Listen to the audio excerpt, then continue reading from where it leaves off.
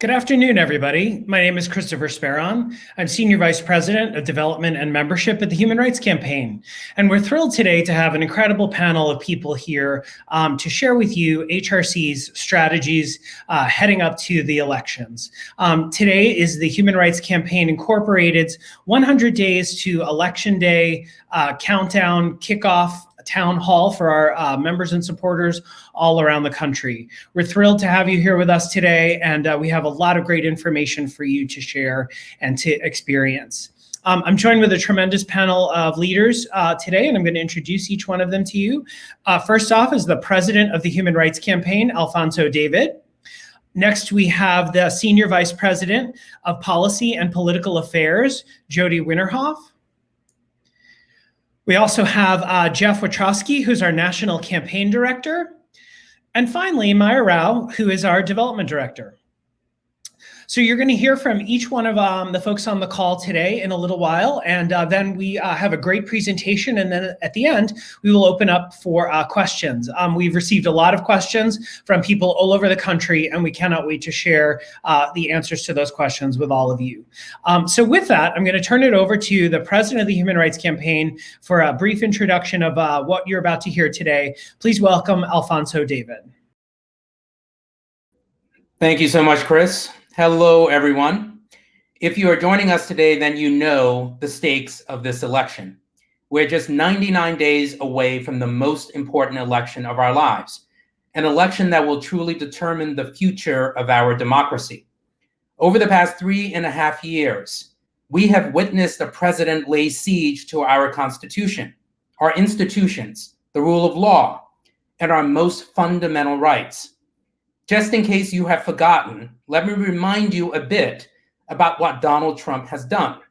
In employment, Donald Trump sought a license to discriminate against LGBTQ people on 2 separate occasions. First, he sought to have a federal agency allow federal contractors to discriminate against LGBTQ people. And second, his administration argued before the United States Supreme Court that federal civil rights laws should not protect LGBTQ people. As you all know, he lost that argument in court. But he's also attacked LGBTQ people in adoption and foster care services, where he sought to effectively advance regulations that would allow foster care and adoption agencies that receive federal funding to deny same-sex couples, single women, and religious minorities the ability to adopt children and foster children. In the arena of healthcare, one of our most fundamental rights, Donald Trump has sought to deny people who need healthcare the most by trying to redefine non-discrimination protections under the Affordable Care Act. Now, this is even after the US Supreme Court effectively said sex should include sexual orientation and gender identity. After that decision, the Trump administration finalized regulations to deny LGBTQ people, and specifically transgender people, health care under the Affordable Care Act. The Human Rights Campaign, along with many other organizations and institutions, have sued the Trump administration for violating both federal statute and the US Constitution. In fact, Trump has been on a warpath against transgender people. 3 years ago today, via tweet, he announced that he was seeking to ban transgender troops from the US military. When he was asked by a reporter today on whether he would reconsider that ban, he responded, "I can't hear you." Now, we want to make sure that the Trump administration hears us. All of this is part of a greater strategy to weaken our core institutions, to undermine the rule of law, to weaken our democracy, in order to strengthen his own personal power. We've heard it so many times before, but to call it this election the most important election of our lifetimes would truly be an understatement. The future of our democracy is on the ballot this November. Our lives are on the ballot this November. At the Human Rights Campaign, we are committed to doing everything we can to turn out more than 11 million LGBTQ voters in this country, and more than 57 million equality voters and allies who we have identified in order to take back the White House by electing Joe Biden, protect our pro-equality majority in the House of Representatives, and elect a pro-equality majority in the US Senate in order to free it up from Mitch McConnell's death grip. We cannot leave anything up for chance. We have to fight harder than we've ever fought before. There are forces in this country that are looking to take us backwards, and they are looking to stop us. They're going to try to make it harder for us to vote. They're going to exploit the pandemic and use fear and division to try to win this election. But here's the thing. We are a community that does not quit. We are a community that does not quit. And you are all a testament to that. When we have faced obstacles, we jump over them. When we are knocked down, we get back up. When we are told it cannot be done, we get it done. In 2017, the Human Rights Campaign began the largest grassroots expansion in our 40-year history. As a part of that initiative, the Human Rights Campaign, volunteers like you mobilized pro-equality voters nationwide to resist the Trump administration's attacks on LGBTQ people, on immigrants, on communities of color, and other marginalized communities. And in 2018, because of the work that we did in Arizona, in Michigan, in Nevada, in Ohio, in Pennsylvania, in Wisconsin, you helped pull the emergency brake on Donald Trump and Mike Pence. And that's why we have a House of Representatives under the leadership of Speaker Pelosi. We also did that recently in Virginia, where we helped elect a pro-equality General Assembly for the first time in the history of the Commonwealth of Virginia. And then we worked to pass comprehensive protections for LGBTQ people, the first time in the South. Now it's time to turn the page again. For nearly 4 years, Donald Trump and Mike Pence has waged relentless attacks on LGBTQ people. They have sought to effectively erase us, but we will not be erased. We will continue to fight for a future where all LGBTQ people are treated equally by working to elect pro-equality candidates who represent the values of justice and the values of equality for all of us. Now, I'm pleased to present to you two of our experts who have been doing the election-related work around the country. Jody Winterhoff, who is the Senior Vice President for Policy and Political Affairs, and Jeff Petrowski, who is the National Campaign Director for the Human Rights Campaign. Thanks, Alfonso, and thanks, Chris, for kicking us off tonight. So excited to be with you, or maybe someplace it's afternoon. Either way, we'll take you. And I just want to say, as we kick off this conversation and share more with you about our approaches to the election and our approaches for the fall to help pro-equality candidates win up and down the ticket, Alfonso shared with you that we have so much at stake. But we are 100 days out from Election Day, but I want you to set that aside because we actually are 50 days until some states start voting early in this country. And so what I would like you to think about is we're 50 days away from needing to make sure that people have the information they need to vote. We're 50 days away from the day that people need to make sure they know how they can get an absentee ballot, and you know, and we know how they can do that in their state. And so I want to think about Election Day, that the fall Election Day needs to roll towards the November Election Day like a mighty wave across the entire fall, and then end on November 3rd. But boy, oh boy, we have a lot we have to do before then to elect pro-equality candidates up and down the ticket from coast to coast, in rural areas and in urban districts, in suburbs and cities and towns across the country. And so we're very excited to share more with you tonight. So, you know, I have some good news tonight. And the good news, and Alfonso touched on it a little, is we actually have a track record of doing this work and turning out equality voters and turning out our members and supporters across the country. And so we're going to share more with you about our approach. You heard about Virginia, and not only when we win elections do we just win and want there to be victories and check boxes. We have so much at stake, and we also want to make change in people's lives. And so as we think about what we did in Virginia, and then the legislature was able to, pass protections, civil rights protections for LGBTQ people in the last session. And this month they went into effect. And so that's the kind of changes that we're looking for in this country and are so needed. We have other examples that we could give you, but I want to keep rolling in this. But I also, even as I share good news, I have some not so good news that I want to share with you too. And the not so good news is this. While I would rather have Joe Biden as a pro-equality candidate in this election up in the polls this summer, I would rather have some of these pro-equality Senate incumbents and Senate challengers who are pro-equality up in the polls this summer. Polls do not vote.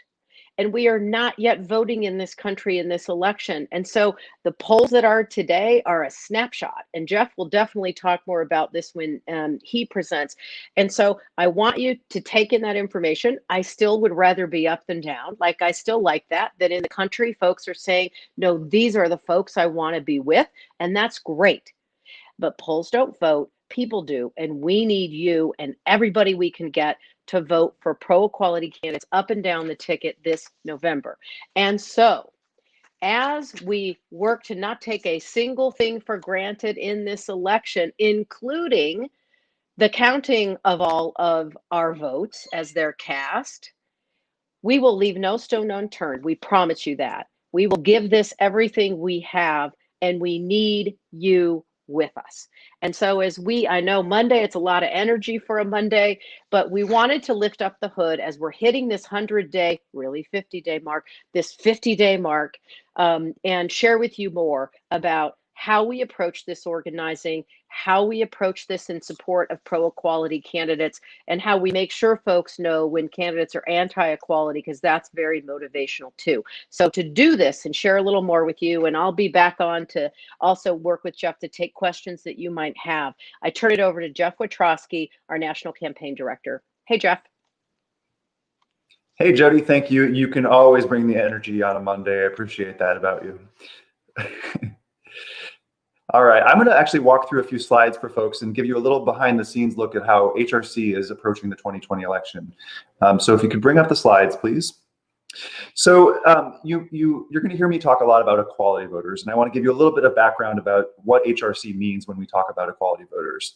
We are at a tipping point as the LGBTQ movement, where support for LGBTQ equality across demographic groups, partisan groups, ideological groups has climbed, at a rate that even some of us who are very involved in the movement found unexpected.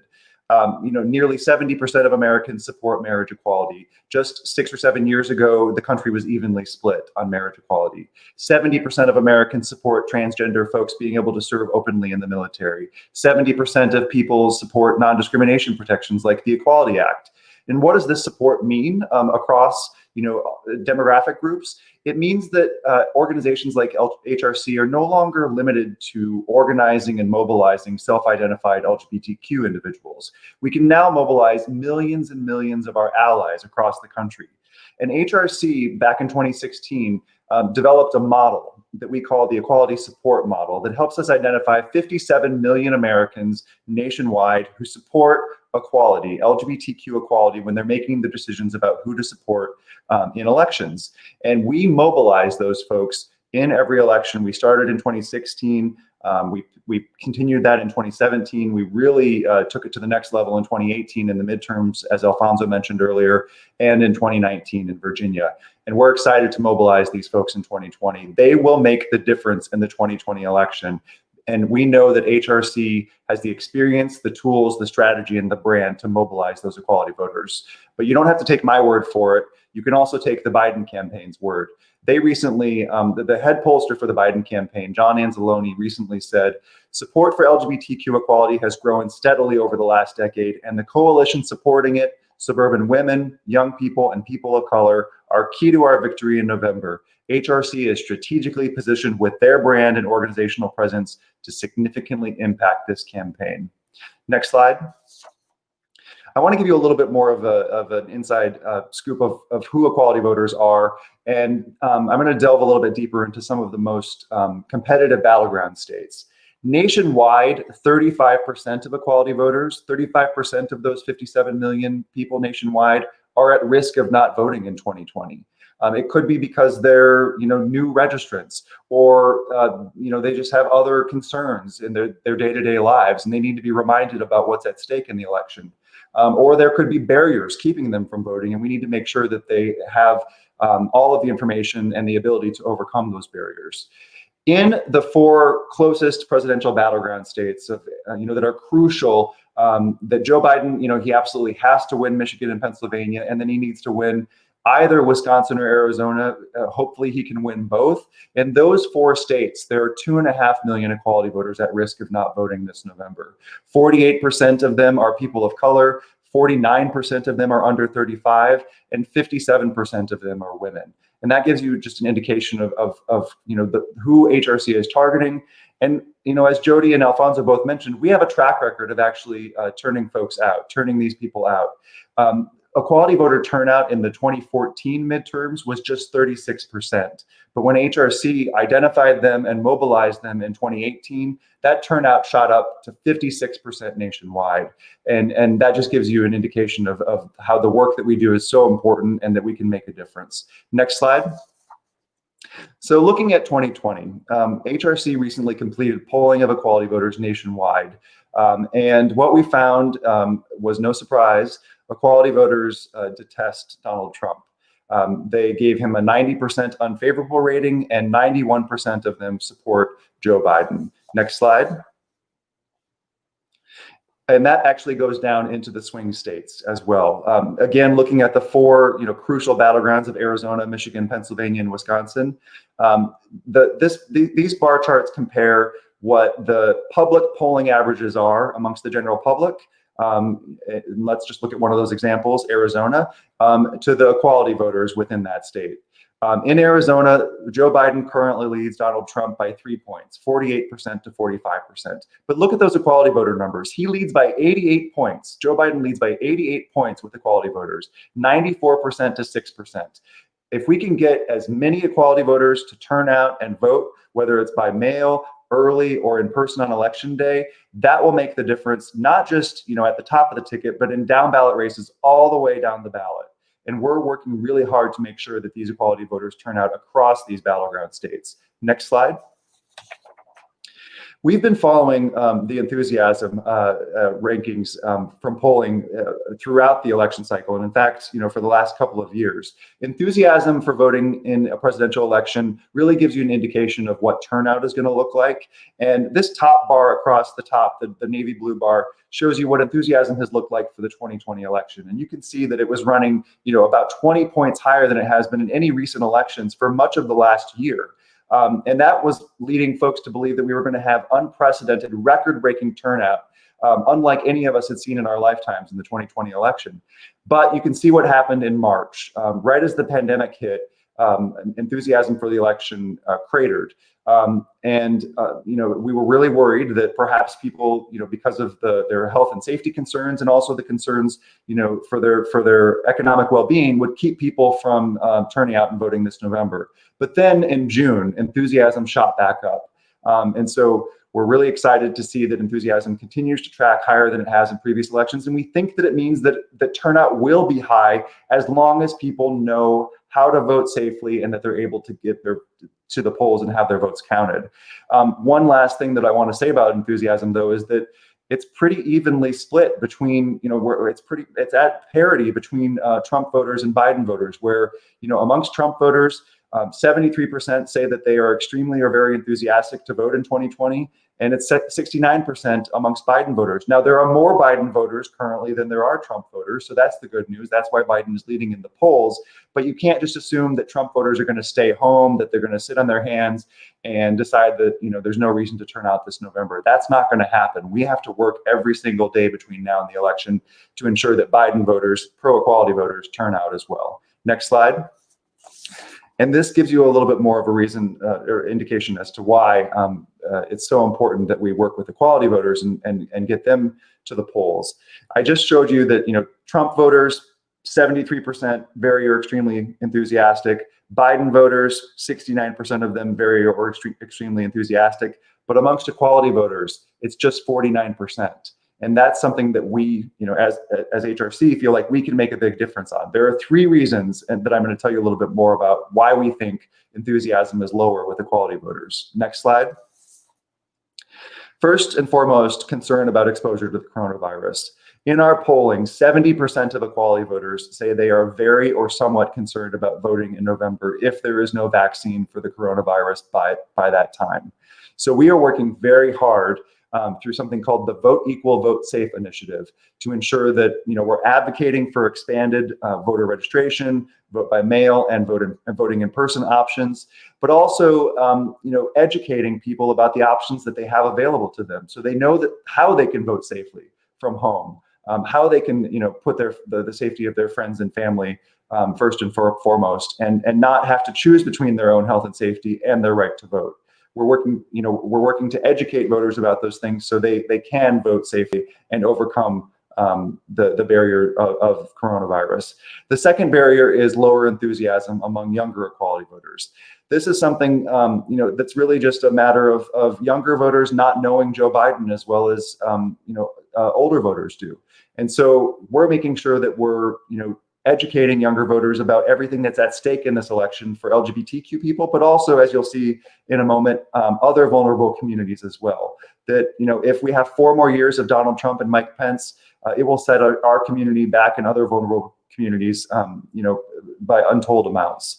And then the third factor that could undermine enthusiasm with equality voters is this belief that Donald Trump is going to win regardless. This is the lesson learned from 2016, and it's something that we have found over the last 3.5 years, that Donald Trump's election actually has created a certain level of cynicism in our political process, that some voters feel that if he can get elected, if Donald Trump can get elected, then why even bother participating in this process? And that's something that we have to overcome as well, making sure that people understand what's at stake for themselves and for the broader community. Next slide. And how we overcome that cynicism and the lack of enthusiasm is through a unity message, a message that's uniting across communities that are under attack.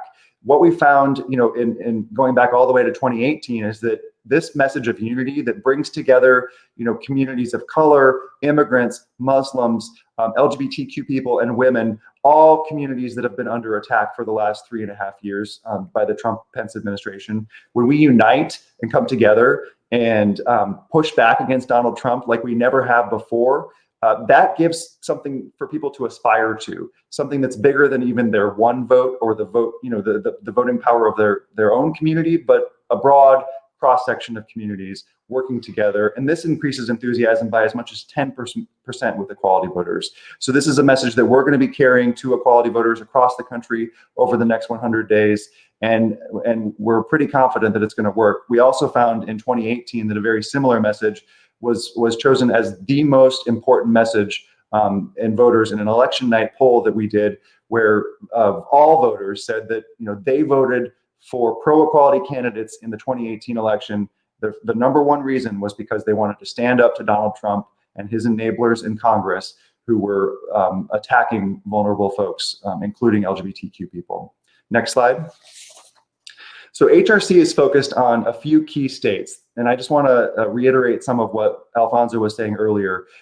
Starting in 2017, HRC undertook an unprecedented grassroots or investment in our grassroots, and that meant investing in on-the-ground staff in some key states that were chosen not just for their electoral importance in 2018 and in 2020, but also for the policy outcomes that we could achieve at the state level and in the federal level by organizing in those states. Those are the states that are shaded in the darker color.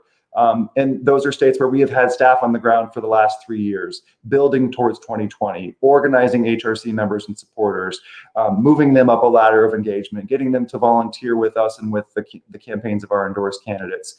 And we've been working to turn out as many equality voters as possible in those states to affect races up and down the ballot. The lighter shaded states are our tier 2 states, where we have another group of staff that have been focused on organizing those states more recently. And there are some key races in those states where across all of these states, we're going to have upwards of 65 staff on the ground, a minimum of 65 staff on the ground, organizing and mobilizing in these tier 1 and tier 2 states. And we're going to be impacting not just the presidential race, but as Alfonso said earlier, we want to protect the pro-equality U.S. House majority that we elected in 2018. We want to elect a pro-equality Senate majority to pass the Equality Act. And we want to make sure that we're electing as many pro-equality state legislators as possible to end the attacks that have been happening across the country on LGBTQ people, and have more Virginias where we're electing pro-equality majorities and passing pro-LGBTQ legislation. Next slide. So in summary, just to go back to a little bit of what Jody said, this is no time for complacency. We have 100 days. We should not take our feet off the gas. The polls are just a snapshot in time, and the polls assume that everybody who wants to vote is going to be able to vote, and that's not a foregone conclusion. We have to work to make sure that that happens. Secondly, Joe Biden is ahead, but his voters are slightly less enthusiastic, and equality voters in particular need to be mobilized. Third, HRC is uniquely positioned to mobilize equality voters. Fourth, we have to ensure that everyone who wants to vote is able to vote and all of their ballots are counted. That's what we're doing through the Vote Equal, Vote Safe initiative. Fourth, we can't leave anything on the table. If this year shapes up to be, a really good election year for pro-equality candidates, we want to make sure that as many of them as possible get over the finish line at every single level of the ballot. And then finally, join us. There are two main asks that I have for you tonight. First is to download our app, our team app, which is our relational voter program app that allows you to contact your friends and family to get them to register to vote, to get them to show up and vote and to volunteer with us. And we have found that you contacting your friends and family is 9 times more effective than a stranger contacting them. So please download the team app and also sign up for our virtual volunteer activities in support of pro-equality candidates. There's so much that you can do from the safety of your kitchen table to help pro-equality candidates if you sign up with us. And you can download the app and sign up for activities at hrc.org/election2020. And with that, I'll turn it over to you, Chris. Thank you so much, Jeff. That was a great presentation. You and Jody did a really terrific job, really sharing a lot of the importance. And before we go to the question and answer, I wanted to speak to all of you out there who are watching. First, I want to encourage you all to become members of the Human Rights Campaign. It only costs $5. Obviously, there's no upper limit to how much you could give. But if you become a member of the Human Rights Campaign, you'll be invited to a later call in the next couple of weeks where we will give more detailed information on the very specific races we're investing in. It also allows us to communicate with you about important things about the work that we're doing and our key strategies. Today's call is really focusing a lot around the work that we're doing with our super PAC. And a lot of people don't understand what a super PAC is, but it's a critical tool in this election cycle to help us reach those who are non-HRC members and get them out to vote. You heard Jeff explain, we know exactly who the people are that we need to reach. The only thing we don't have is actually the financial resources to get to those people. If we have the money and you help us give it, we will actually be able to reach those folks and actually turn out in this election. So I have an exciting opportunity for all of you. One of our terrific supporters is willing to give HRC $100,000 to support our super PAC if you all can help us match that. So if you give us $5 today to support our super PAC, and the information to do that is down below on the scroll, if you give $5, that becomes $10 for HRC. If you give $50, because we're 50 days away from early voting, then that equals $100, and we're 100 days away from the election. If you give $100, that's $200. There's no upper limit to how much you could give, and we would love your help and support. So I want you to think about that, because if it's not you, who is it? Who is actually making sure that we win on election day? If you care enough to watch this video, I hope you'll care enough to actually make sure that you help us follow through with financial support.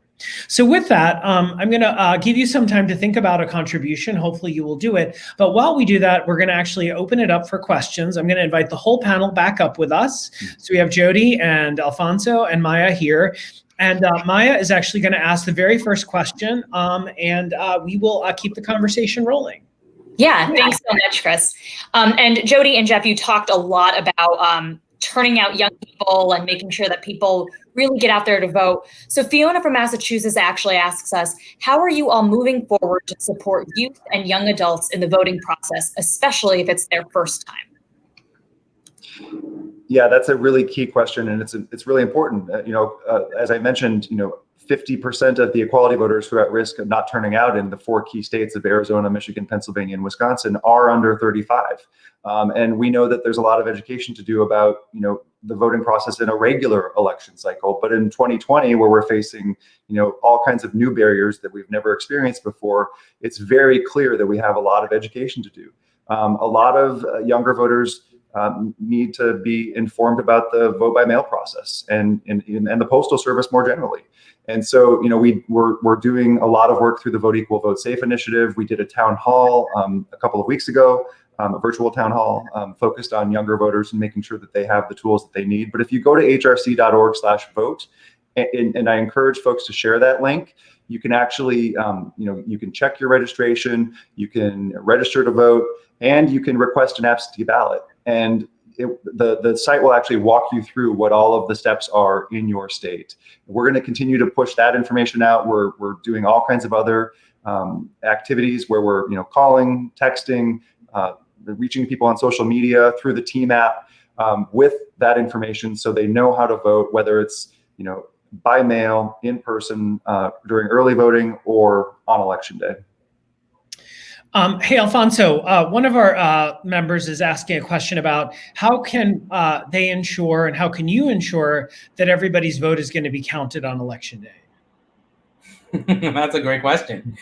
We're going to do a number of things. One, making sure that, as Jeff's mentioned, go to the HRC website, make sure you're registered to vote, but also make sure that the information that's listed for you is accurate. And we're also making sure that people understand their rights when they show up to vote. One of the most important things people should do is not leave. We know many members of our community, and specifically members of the trans community, unfortunately face voter suppression in many parts of this country. And they're told that they're not allowed to vote because their vital documents don't really correspond with how they present. And so we're asking people to make sure they don't leave the polling station. Make sure you speak to a supervisor before someone turns you away. And also, we will have resources available to you. We're coordinating with lawyers around the country to make sure that you can be provided with legal assistance if someone denies you the right to vote. Put that aside for a minute, because I think that's the mechanics of it. What is most important from my perspective is making sure that we show up in droves to vote. This is a numbers game at the end of the day. And we know that we have more people that support equality than do not. But unfortunately, in some cases in the past, we've taken it for granted. And we cannot afford to take it for granted. So we are trying to make sure we educate people about the options that are available. We make sure that they understand the resources that are available and that they vote. Yes, there are going to be long lines. Yes, it's going to be raining. In some places, it might be snowing. But we have to stand in line. We have to make sure our constitutional right to vote is being exercised and being respected. And we know that people are going to push back. We already know that. We've seen it year after election year. So the answer isn't to forget about voting.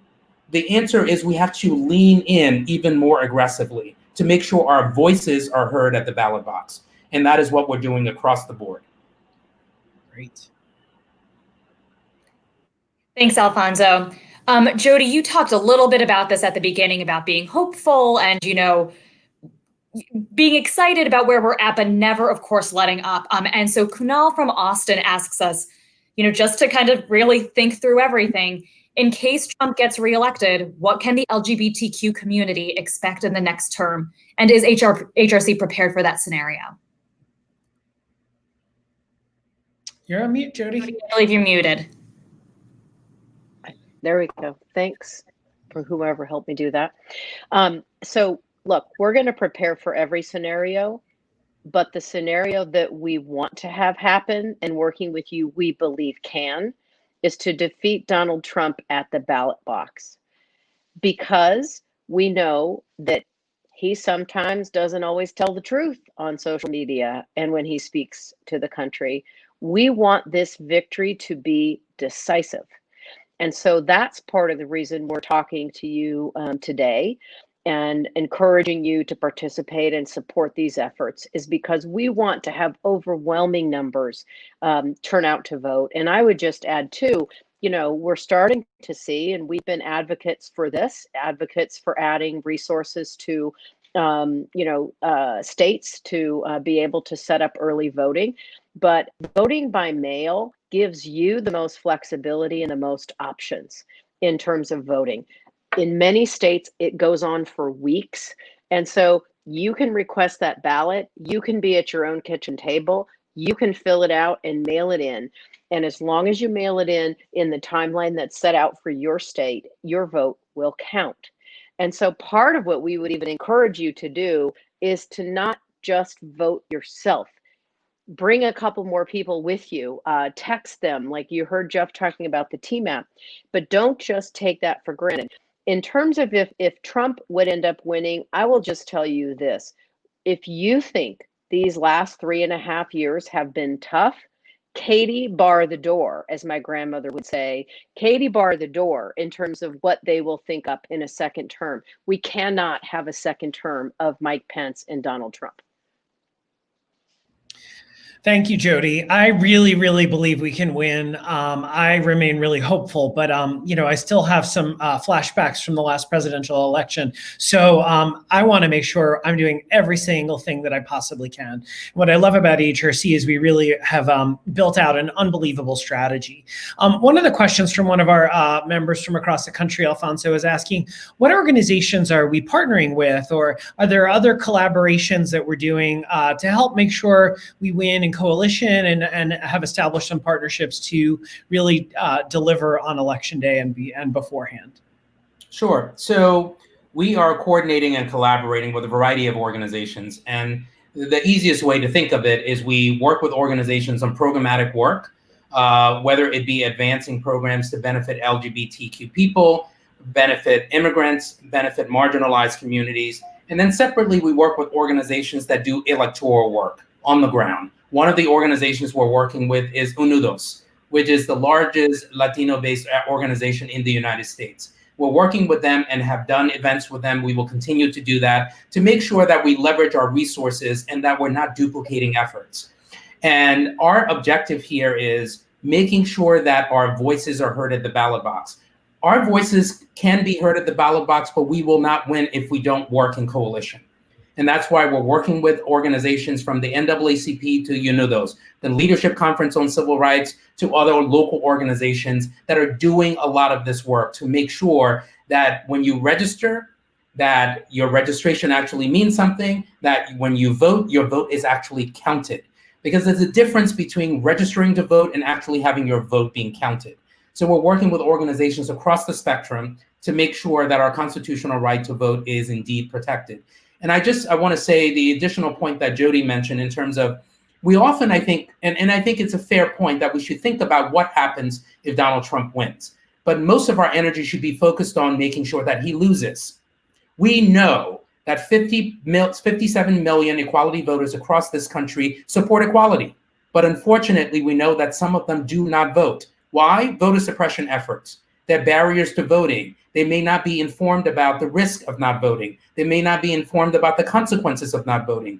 We need to make sure we take our energy and focus our energy on reaching people so that they can exercise their right to vote. Yes, we also need to focus on what happens if we lose this, but most of our energy has to be focused on winning, because that is what our opposition is doing. They are focusing on mobilizing people using fear. That is what they did in 2016. That is what they're going to do now, using fear so that you don't exercise your right to vote and you will lose your democracy. It is too high a price to pay. That is why we're focusing on making sure we can mobilize for this year's election. Thanks, Alfonso. And this next question is a big one, and I hope we're not getting too ahead of ourselves here. But Milo from Minnesota asks, under a Joe Biden presidency, what will be HRC's major ask? I'll let anyone take that one. I'll just reference one or two things, and then I'll let Jody and Jeff reference. One of the major priorities we have is called the Equality Act. The Equality Act is a piece of legislation that's passed the House of Representatives. It is unfortunately stalled in the U.S. Senate. What it would do is protect LGBTQ people in all facets of life. So all of you heard about the US Supreme Court decision. That's great. We are protected under federal civil rights laws, but in some instances, there are no federal civil rights laws to protect us from discrimination in retail establishments. So when the stores open again and you want to buy a new suit, there are no laws to protect you. When you're able to travel from your home to your office or to a social event in an Uber or a Lyft, there is no federal law that protects you from discrimination in transportation hubs. And there are many other examples. So what we're looking to do is make sure that we're treated equally under law. And our number one legislative ask is making sure we pass the Equality Act, which will treat LGBTQ people equally under law. We have many other asks, but that is the number one legislative ask. And I'll just turn it over to Jeff or Jody to add anything else. Well, I just want to add something on the lighter side. I actually look forward to LGBTQ people being welcomed back into the White House and maybe that beautiful building being turned rainbow again. And so, yes, I want us to make sure we pass the Equality Act. And can you imagine the signing in that day that that would happen, adding civil rights protections for LGBTQ people to our laws? It would be extraordinary. And I hope that it's broadcast far and wide. And I hope that night that the White House is turned rainbow again. So from, my lips to God's ears, hopefully, or at least Joe Biden's. How about that? Well, look, I love this theoretical conversation and I like talking about both options, but let's get down to brass tacks and talk about actually how we're going to do it. So we got a question from Jim from Cleveland who said, hey, I volunteer every election cycle. If we're not knocking on doors right now, what are we doing? I really feel stressed. How do I actually engage in this election? So, Jeff, do you want to sort of share with people what they can actually be doing and how they would do it? Yeah, so we pivoted, HRC pivoted very early, as soon as it became clear that in-person organizing was going to not be possible anymore, all the way back in March. And, ever since then, we've been, organizing. We never missed a beat. We've been organizing virtually. We have phone banks set up every single night. I would encourage you to sign up at hrc.org/election2020. That's where you can sign up for virtual volunteer activities, including those phone banks. We have one in particular on Tuesday nights called Operation Swing State, where we call into equality voters in key states around the country and just share with them how to vote, to overcome some of those barriers that we've been talking about over the course of this town hall. That's just one option. We also have text banks. We have the Team app, which we've mentioned, where we give you the tools to do outreach to your own network, which, as I said earlier, is 9 times more effective than having a stranger knock on somebody's door or pick up the phone and call you. And so we would really encourage you to download the Team app, sign up for our virtual phone banks, sign up for our virtual text banks. That is how we're going to be organizing this year. It is, I've heard some people say that direct messages on Twitter or DMs are the new door knocks, and so we're reaching out to everybody virtually in every way that we have at our disposal. And so you can join us every single night if you're able to, from the comfort of your couch or your kitchen table, wherever you want to be sitting. All you have to do is go to hrc.org/election2020. Thanks so much, Jeff. We do talk a lot about the Senate and we talk a lot about the presidency and the House as well. But William from Massachusetts had a question. What's being done at the state and local level to support candidates? I can take that one as well. So we are, HRC has a history of endorsing state and local candidates, but we've actually ramped that up in recent years. In 2018, we endorsed more state and local candidates than we ever had in the organization's history. And in 2020, we're actually going to surpass that number because, as we talked about earlier, we don't want to leave anybody behind. When this could be, a historic election year for pro-equality candidates, we want to make sure that we're, not leaving anything on the table, that we're ensuring victories all the way down the ballot. And so we're endorsing, in more state legislative races than ever before. It's important not just because we've been fighting anti-LGBTQ legislation in far too many state legislatures for the last, 5+ years. And we want to stop that. That is incredibly important. That's the first reason. But it's also important because this is the last election before redistricting. And that means that whoever is elected in these state legislatures across the country will really be determining maps for both legislatures and the Congress for the next decade. And so if we want to have a say in how our democracy will be shaped throughout the entire decade of the 2020s, this is the year to make sure that we're also participating in state leg races. And so we're endorsing in key races and key chambers all across the country to make sure that those folks are also elected. Great. And Jeff, can I add one quick thing, Chris, to that? Of course. The other thing I would say too is a strategy around the Equality Act is we want to pass it federally, but just as with marriage, we needed to have positive actions in states. So Virginia passing their bill and looking at other states where if we got leadership that was pro-equality, we might have a chance at moving legislation in a state is also part of our key strategy for the future. Great.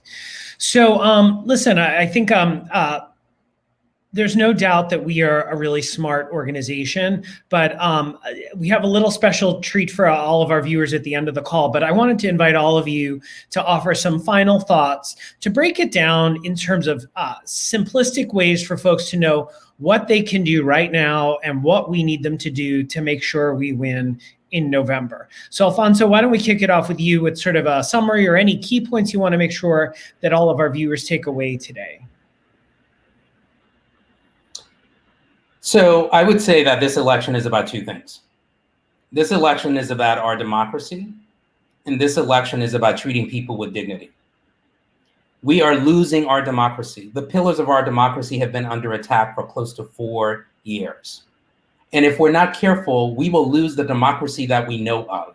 So we have to fight for that democracy. The second point is dignity, and Jody mentioned this.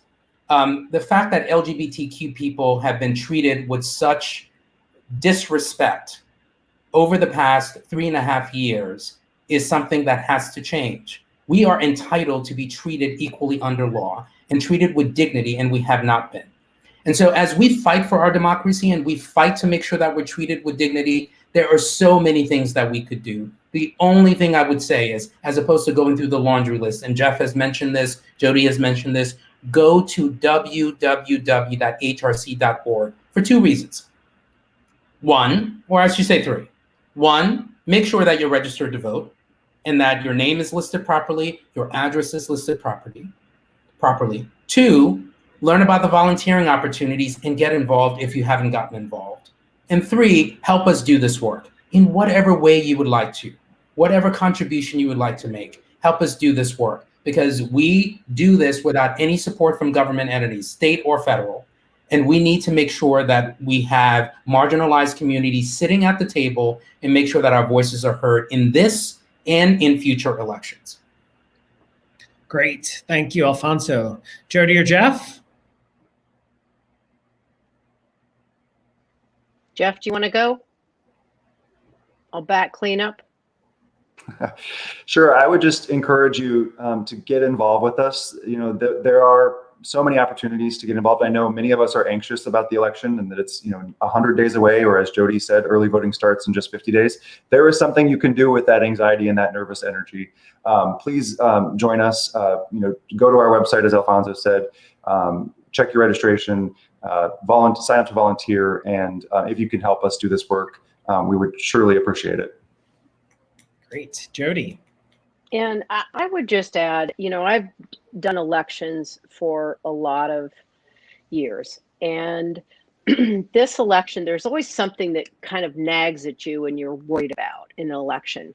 Sometimes you're not sure if you have the clear strategy and plan to actually win. I know many people won't tell you that, but that's the truth. In this election, we have an absolutely clear plan and path and way to do this that is proven. And so that doesn't keep me up at night. What's keeping me up at night is how many more equality voters can we talk to? How are we seeing these races shape up in the final weeks? We actually can see and track when our equality voters vote early and take them off our communications roles to get more communications going to the people who have not yet voted.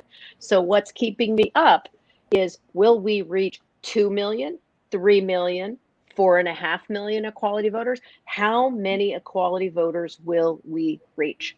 And this conversation tonight and the resources that you are considering giving or have given, and that Chris and the team and others are helping us get in the door, that's the question. We have the strategy, it's proven, it works, and now we just have to reach more folks to make it come to life. Thank you so much, Jody. So I think that's a perfect message to remind everybody. Literally, the only thing in our way is having the resources we need to win in November. So whether it be you giving a lot of volunteer hours, whether it be you getting your niece and nephew who are first-time voters to actually register to vote and make sure that they do it, whether you be you helping your parents who may be disabled and aren't able to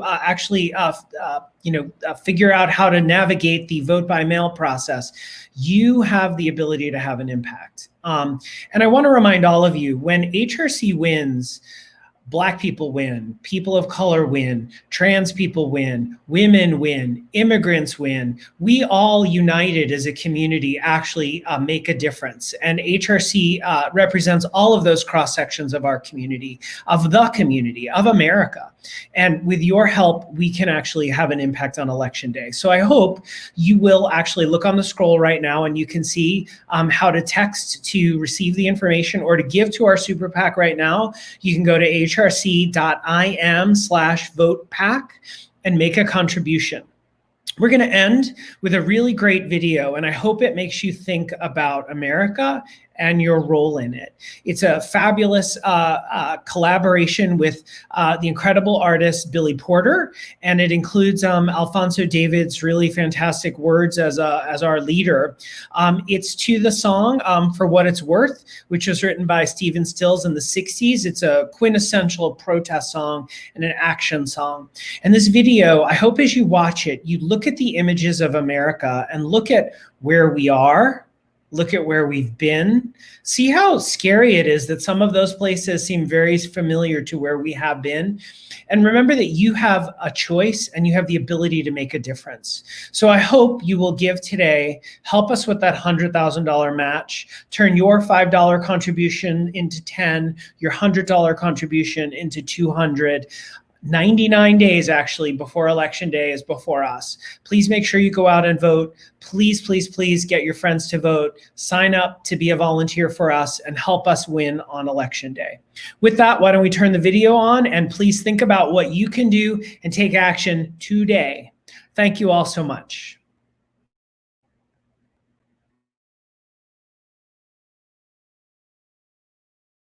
We are at a crossroads in this nation. Outrage at the death of George Floyd. We have seen an increasingly disturbing painting.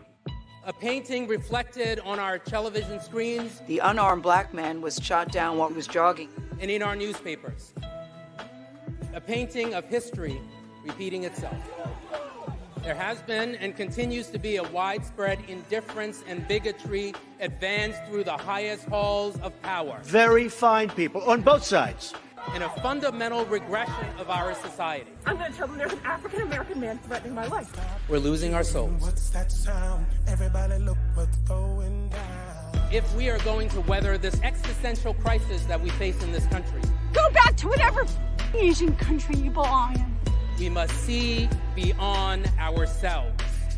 We cannot win this war against hate if we live in our silos. We cannot win this war against division by remaining divided. We're not in Mexico. We cannot win this war against indifference by ignoring each other.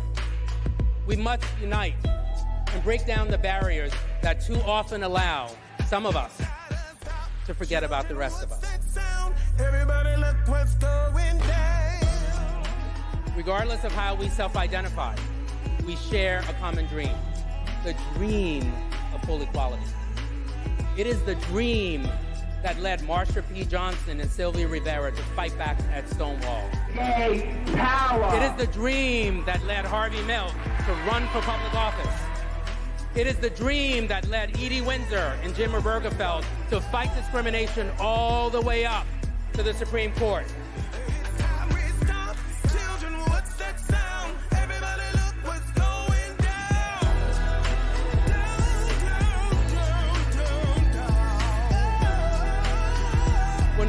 deep to see beyond ourselves, and we see others for who they are as human beings, our power has no limits. I need everybody to stand with us. I say that whoever you are, I just wanna live. However you identify, see yourself in the person who looks nothing like you.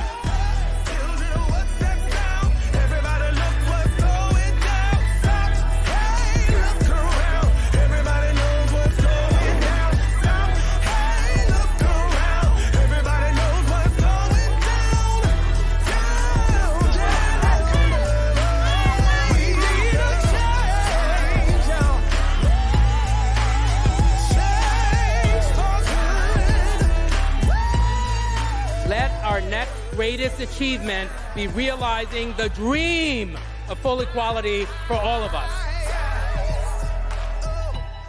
And let it begin right here with each and every one of us.